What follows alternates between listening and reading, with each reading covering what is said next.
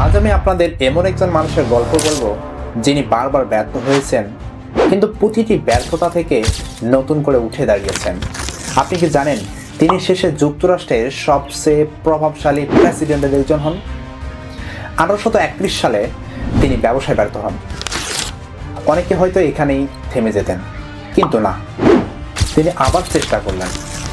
পরের বছর তিনি আইনসভায় প্রার্থী হলেন, কিন্তু সেখানেও হেরে গেলেন। 1835 সালে তার প্রিয় মানুষটি মারা গেলেন। সেই শোক তাকে ভেঙে ফেলেছিল। এরপর 1836 সালে তিনি গুরুতর বিষণ্ণতায় আক্রান্ত হন, কিন্তু তাও তাকে থামাতে পারেনি। তিনি বারবার হেরেছেন, বারবার ব্যর্থ হয়েছেন, কিন্তু তিনি থামেননি। 1860 সালে সমস্ত চ্যালেঞ্জ পেরিয়ে তিনি যুক্তরাষ্ট্রের প্রেসিডেন্ট নির্বাচিত হন। আব্রাহাম লিঙ্কন আমাদের শিখিয়েছেন যে ব্যর্থতা শেষ নয়, ধৈর্য, অধ্যবসায় এবং আত্মবিশ্বাস থাকলে সাফল্য একদিন আসবেই। তাই কখনো হাল ছাড়বেন না।